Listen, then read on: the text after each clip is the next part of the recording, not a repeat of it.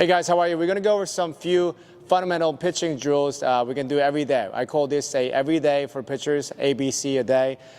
First drill we're going to go over is called the torque throw. Constance here is going to be on his knees. He's a right-handed pitcher, so he can have his right side slightly back. One of the most important thing is getting that torque, so not allowing his left side of his hip to come over while he's rotating. So keeping the hip stable, and he's going to rotate his upper half. And we don't want his shoulder going too far away either. So because we're going to lose that stretch, that pec stretch we're talking about here. So we're going to load up on back here, and his hip is staying stable. And then from here, he's going to release the ball as he unwinds. All right, that's your torque throw. So once again, stabilizing his hip, he's not completely extended. There's a little bit of hinge here. His left hip is going to stay where it is, and he's going to rotate that right hip, and then he's going to rotate his right arm back behind, and then he's going to release from there. We really don't want this front arm to come across too much as he releases, right? It's almost a fake rotation. We don't want that. We want a deep stretch of his pec, all right? There's your torque throw. Here's the second drill. It's a standing torque throw. So Constance standing up. Again, we want to stay in an athletic position. His right foot is slightly behind his left. Okay, we want to maintain a stacked hip angle, so it means that his left hip is not going to rotate in as he throws. We're going to stay here. He's going to pivot on his right hip, so there's a big stretch. So once again, we're going to keep this pec stretch, load up in the back side. He's going to feel that big stretch right here from the top to bottom, and he's going to unwind from here.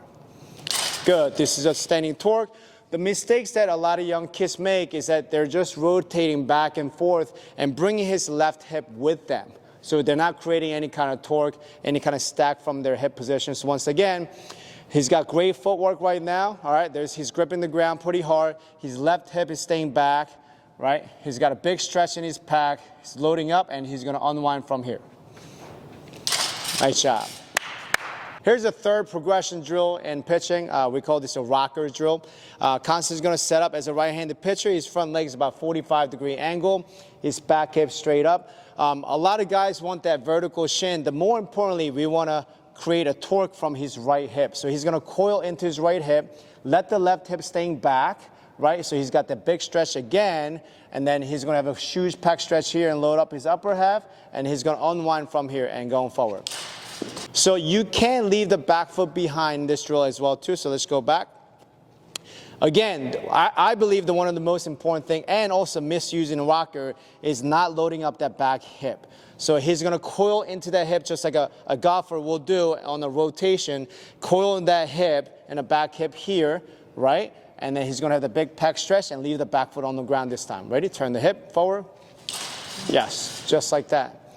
Once again, I see a lot of high schoolers or young kids just kind of rocking back and forth and transferring weight forward. Yes, it is for transformation, transferring your energy. However, we're missing that coil into a back hip, loading up on that back hip, right, and then unwinding.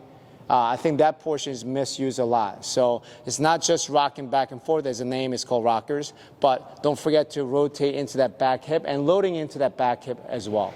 All right, that's your rockers.